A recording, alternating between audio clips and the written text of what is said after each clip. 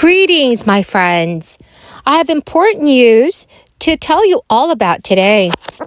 The House of Representatives and Senate have officially approved new legislation, and President Biden is now ready to sign this new bill into law. Friends, this legislation will help millions of Americans financially, and direct payments of $800 will finally begin hitting bank accounts starting this week. Friends, please make sure that you watch until the end of this video for the complete details. Also know that I'll be giving away a $50 gift card every day during the month of December.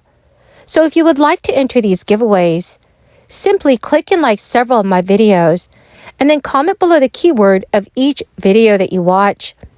Dear friends, the more videos that you comment on, the more likely your chances of winning these daily giveaways. Today, the Senate passed legislation that would force a tentative rail labor agreement and thwart a national strike. A separate vote on adding 7 days of paid sick leave to the agreement had failed. The approved bill, which was passed by a vote of 80 to 15, now goes to President Biden, who had urged Congress to act quickly before this month's strike deadline. The measures come after talks had stalled between the railroad companies and 4 unions, which had previously rejected the agreement. President Biden has said he was reluctant to override the vote against a contract by some unions, but stressed that a rail shutdown would devastate the economy.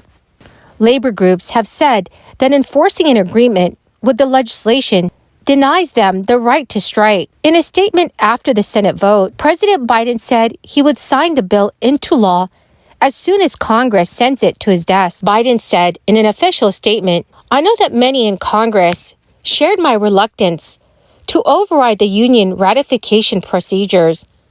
But in this case, the consequences of a shutdown were just too great for working families all across the country." The legislation, which was approved by the House on Wednesday, enacts new contracts, providing railroad workers with 24% pay increases over 5 years, immediate payouts averaging $11,000 upon ratification, and an extra paid day off. This week, the House of Representatives approved a separate measure that would have added 7 days of paid sick leave to the contract instead of just 1.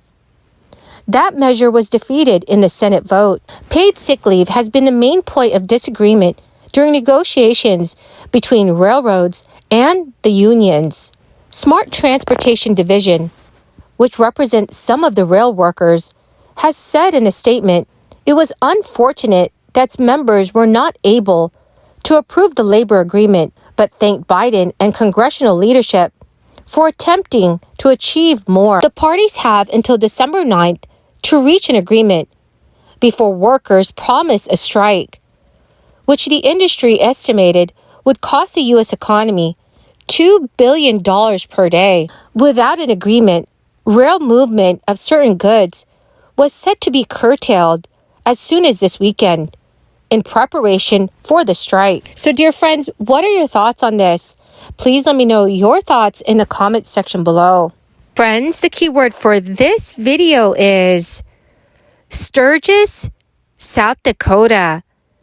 If you would like to enter today's Walmart gift card giveaway, please make sure that you click and like several of my videos and then comment below this keyword, which is Sturgis, South Dakota, and additional keywords of any video of mine that you watch. And do make sure, friends, that you're also subscribed to my channel. South Carolina taxpayers who filed 2021 tax returns by October 17th can expect an $800 tax rebate to hit their wallets later this month. The first round of the $800 rebate has already been released, and residents will obtain the money through direct deposit or as a physical check in the mail. Additional checks will be stretched out throughout December. Those who have not yet filed their 2021 taxes can still receive the rebate if it's filed by February 15, 2023, but they would not receive the check until March of next year. The exact amount that each taxpayer receives depends on their 2021 tax liability, with a maximum of $800. So tax liability is defined by the South Carolina Department of Revenue as what's left over after subtracting your credits from the individual income tax that you owe. Taxpayers with outstanding taxes will not receive the full rebate, with the outstanding amount being subtracted from the total. California residents are also still waiting to receive up to $1,050 to help offset the cost of rising inflation rates, and can expect the next wave of payments to arrive by the end of December. Officials are set to begin distributing more of the state's middle-class tax refund payments throughout December, sending roughly $9.5 billion to California residents through direct payments. The payments can either be delivered through direct deposit or can be sent as a prepaid debit card, which may take a few weeks to be delivered. Married couples who file jointly can be paid anywhere from $400 to $1,050, while heads of household could receive anywhere from $200 to $700, depending on income and the number of dependents. Well, my marvelous and dearest friends, that is the end of my daily stimulus update video for today. Thank you so much, friends, for watching all of the new videos that I post. I want you all to know that I sincerely appreciate every single one of you. Friends, know that I'll be giving away a $50 gift card every day during the month of December to say thank you so much for being part of this community. Thank you, everyone, and have a wonderful and blessed evening. They see three people on top owning more wealth than the bottom half of American society. They see corporate profits soaring while the prices they pay for the products they need continue to go up. They see CEOs of major corporations now making 400 times more than the average worker at that corporation. They have seen during this terrible pandemic, when tens of thousands of workers died because they had to go to work, they have seen the billionaire class make $2 trillion more in their wealth.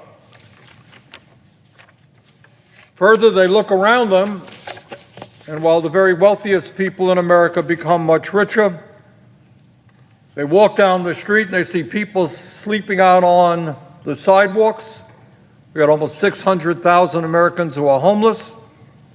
People can't afford their health care costs. We had 85 million Americans who are uninsured or underinsured. In other words, the economy is doing